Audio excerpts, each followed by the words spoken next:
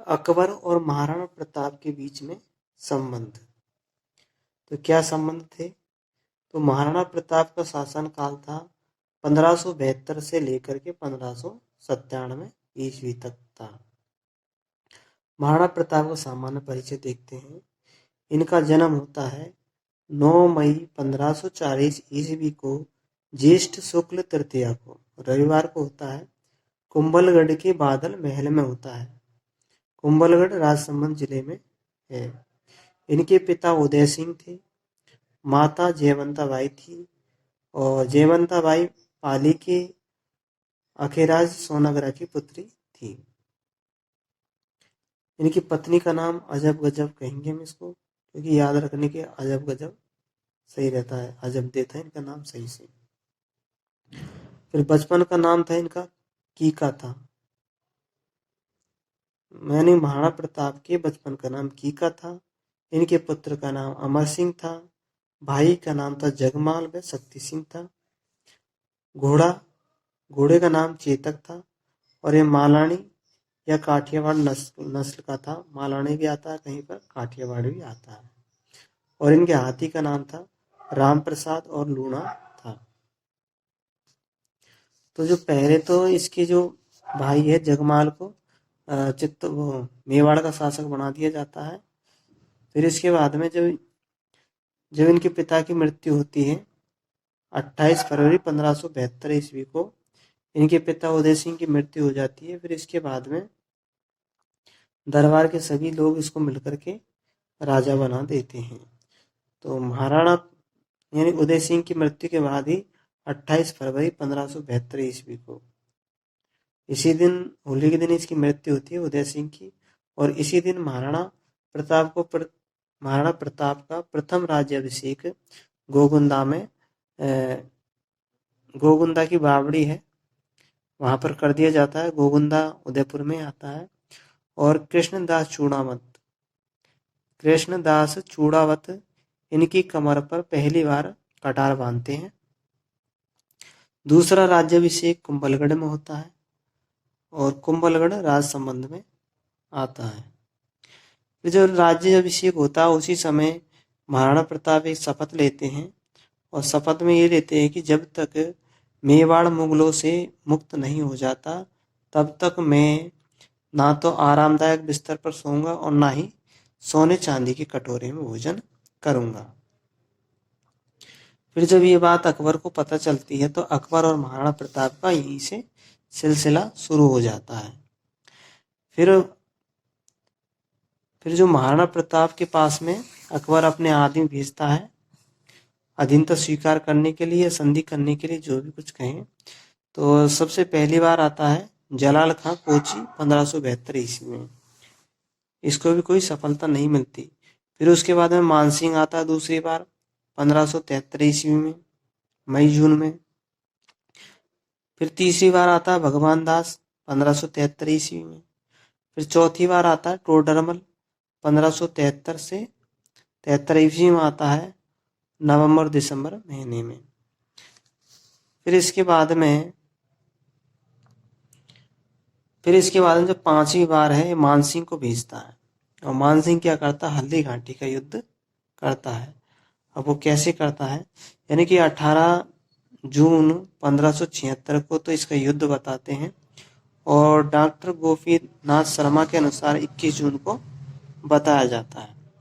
अब जो मानसिंह है वो 3 जून 1576 को अजमेर से चल देता है अपनी सेना के साथ और मांडलगढ़ होते हुए बनास नदी के किनारे किनारे ये पहुंच जाते हैं राजसमंद के मोलेला गांव में और वहां जाकर के सेना को रोक देते हैं।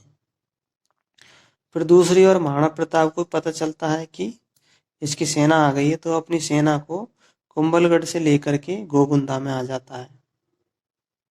गोगुंदा के एक गांव है मोहसिन, वहां पर स्थान है मोहसिन पर। फिर इसके बाद में इन दोनों में युद्ध हो जाता है और युद्ध के बाद में महाराणा प्रताप घायल हो जाते हैं युद्ध के दौरान।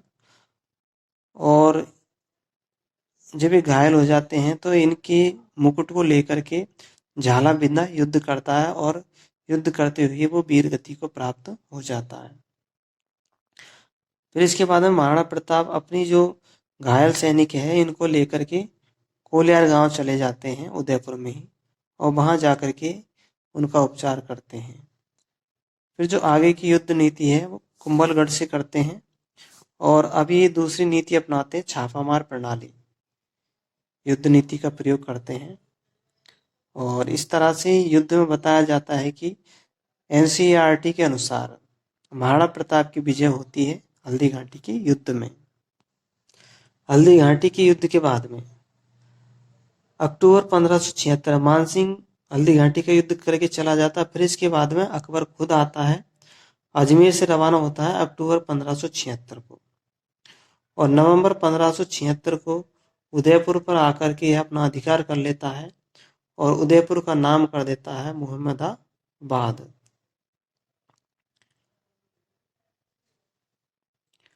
अकबर अपने सेनापति फखरुद्दीन और जगन्नाथ कछवाहा को उदयपुर सौंप करके चला जाता है। फिर इसके बाद में शहबाज खान, अकबर फिर शहबाज खान को भेजता है, और शहबाज खान 3 बार आक्रमण करता है। पहला आक्रमण करता है शहबाज खान 15 अक्टूबर 1578 को, और इसमें एक कुंभलगढ़ को जीत लेता है, और जीत करके गाजी खान को दे देता है। और इस युद्ध में महाराणा प्रताप बच करके गुजरात के चूलिया गांव में चला जाता है। फिर दूसरी बार आक्रमण करता है 15 दिसंबर 1578 को। फिर तीसरा आक्रमण करता है 15 नवंबर 1579 को। इसमें भी महाराणा प्रताप बच करके आबू की ओर चला जाता है सिरोही जिले में, और वहाँ के रावदूला के पास में जाकर के रहने लगते हैं।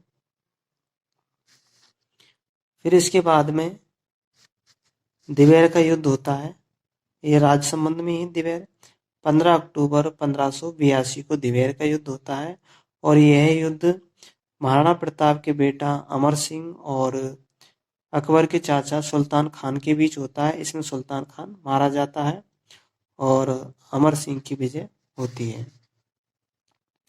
फिर इसके बाद में जो अंतिम बार भेजता है जगन्नाथ कछवाहा को 1584 ईस्वी में भेजता है अकबर, और आक्रमण करने के लिए, और इसमें भी अकबर जगन्नाथ कछवाहा को कोई सफलता नहीं मिलती, और इसके बाद में अकबर के आक्रमण बंद हो जाते हैं। और इससे पता चलता है कि महाराणा प्रताप ने अधीनता स्वीकार नहीं की अकबर की। फिर इसके बाद में महाराणा प्रताप लूणा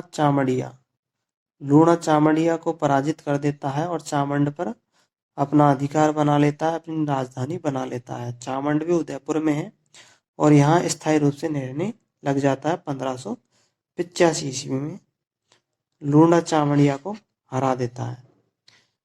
फिर इसके बाद में 19 जनवरी 1597 को धनुष की प्रत्यंचा चढ़ाते वक्त महाराणा प्रताप की मृत्यु हो जाती है, और इनका दाह संस्कार बारडोली में किया जाता है उदयपुर में, और बारडोली में ही 18 खंभों की छतरी है महाराणा प्रताप की।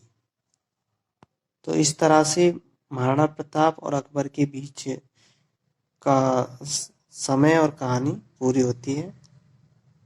एक नज़र बुक की ओर क्या बता रखा है।